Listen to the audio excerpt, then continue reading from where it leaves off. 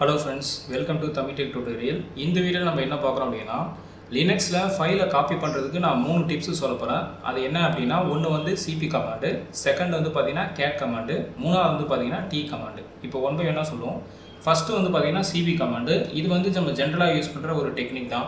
So cpங்கிற command வந்து பார்த்தீங்கன்னா ஃபைலை காப்பி பண்ணுறதுக்கும் டைரக்டரியை காப்பி பண்ணுறதுக்கும் லினக்ஸ் யூனிக்ஸ் டெர்மினலை நம்ம யூஸ் பண்ணுவோம். நார்மலாக இந்த கமாண்ட் வந்து ரெண்டு ஆர்குமெண்ட் எடுத்துக்கும். ஃபர்ஸ்ட் ஆர்குமெண்ட் வந்து பார்த்தீங்கன்னா சோர்ஸ் ஃபைல், அதாவது உங்களுடைய எக்ஸிஸ்டிங் இன்புட் ஃபைல் கொடுக்கணும்.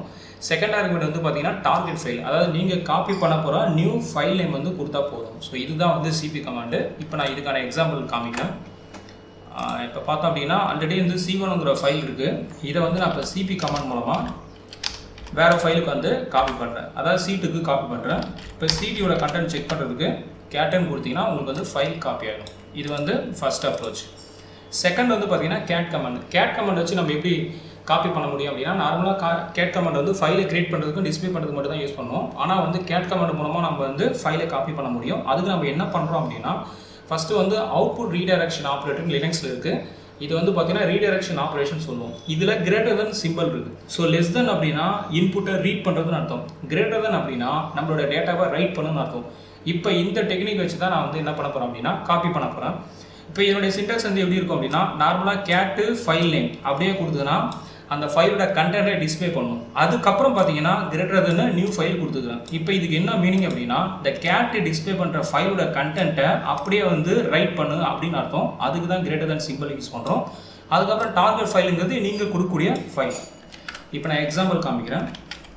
கேட்டு C1 கிரேட்டர் தென் C3 அப்படின்னு கொடுத்தோம் அப்படின்னா, இப்போ ஆட்டோமேட்டிக்காக C1உடைய கண்டென்ட் அந்த ஹலோ வேர்ல்டு வந்து பார்த்தோம் அப்படின்னா இந்த கிரேட்டர் தென் சிம்பிள் மூலமாக C3ல ஸ்டோர் ஆகிடும். இப்போ நான் வந்து C3யை செக் பண்ணோம் அப்படின்னா ஆட்டோமேட்டிக்காக இந்த கண்டென்ட் வந்து உங்களுக்கு வந்துருக்கும். ஸோ இப்படியும் வந்து நீங்கள் வந்து காப்பி பண்ணலாம்.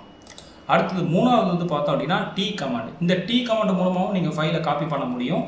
இதுக்கு வந்து நீங்கள் என்ன யூஸ் பண்ணணும் அப்படின்னா பைப்புங்கிற கான்செப்ட் வச்சு யூஸ் பண்ணணும். ஸோ பைப்புனா என்ன அப்படின்னா, பைப் மூலமாக நீங்கள் மல்டிபிள் கமாண்ட்ஸை வந்து பார்த்தீங்கன்னா ஜாயின் பண்ணிக்கலாம். அதாவது மல்டிபிள் கமாண்ட்ஸோட நீங்கள் கம்யூனிகேட் பண்ணணும் அப்படின்னா பைப் யூஸ் பண்ணிக்கலாம். லினக்ஸில் ரெண்டு விதமான பைப் இருக்குது. ஒன்று வந்து அன்னேம்டு பைப்பு, இன்னொன்று வந்து பார்த்தீங்கன்னா நேம்டு பைப்பு. இந்த அன்னேம்டு பைப்பை வந்து பார்த்தீங்கன்னா பார் சிம்பிள் வச்சு நீங்கள் யூஸ் பண்ண முடியும். சரி, இங்கே பைப் வந்து என்ன பண்ணுது அப்படின்னா, பைப் மூலமாக ஒரு கமாண்டோடைய அவுட்புட்டை இன்னொரு கமாண்டுக்கு இன்புட்டாக கொடுக்க முடியும். இதான் வந்து பைப்பு. இப்போ இது வந்து பார்த்தீங்கன்னா ஃபஸ்ட்டு கமாண்டுன்னு வச்சுக்கோம், இது வந்து பார்த்தீங்கன்னா செகண்ட் கமாண்டுன்னு வச்சுக்கோம். இந்த ஃபஸ்ட்டு கமாண்டில் என்ன ரிசல்ட் ரிட்டர்ன் பண்ணுதோ அந்த ரிசல்ட்டு இந்த செகண்ட் கமாண்டுக்கு இன்புட்டாக வரும். ஸோ இப்படி வச்சு நான் வந்து ஃபைலை காப்பி பண்ணுறேன். அப்போ அதை நான் எப்படி பண்ணுறேன் அப்படின்னா, கேட்டு ஃபைல் நேம் கொடுத்தனா அந்த ஃபைலோட கண்டென்ட் வரும். அந்த கண்டென்ட்டை அப்படியே டெர்மினல் டிஸ்பிளே பண்ணாமல் அதை அப்படியே வந்து செகண்ட் கமாண்டுக்கு இன்புட்டாக கொடுக்குறேன். அதுவும் எது மூலமாக அப்படின்னா பைப்பு மூலமாக. ஸோ இங்கே வந்து பார்த்தோம் அப்படின்னா டி ஸ்பேஸ் ஃபைல் நேம் கொடுத்தீங்க அப்படின்னா ஆட்டோமேட்டிக்காக இந்த கண்டென்ட்டு டி கமாண்ட் மூலமாக ஃபைல் வந்து கிரியேட் ஆகும். அதாவது இந்த கண்டென்ட் அப்படியே வந்து ஒரு நியூ ஃபைலில் ரைட் ஆகும். ஸோ இப்படி வந்து நீங்கள் காப்பி பண்ண முடியும். இப்போ நான் எக்ஸாம்பிள் காமிக்கிறேன். அதே கமாண்ட் இப்போ வந்து கேட்டு C1ங்கிறது நார்மலாக ஃபைலை டிஸ்பிளே பண்ணணும். இப்போ நான் என்ன பண்ணுறேன்னா பைப் இதான் வந்து பார் சிம்பிள் போகணும். இப்போ வந்து டி கமாண்டு, இப்போ நீங்கள் கொடுக்கக்கூடிய நியூ ஃபைல் நேம் C4. இப்போ C1உடைய கண்டென்ட்டை டெர்மினலில் நார்மலாக டிஸ்பிளே பண்ணணும். இந்த கமாண்டோட அவுட்புட்டை இந்த டி கமாண்டுக்கு இன்புட்டாக கொடுக்கணும், அதாவது C4க்கு இன்புட்டாக கொடுக்கணும்.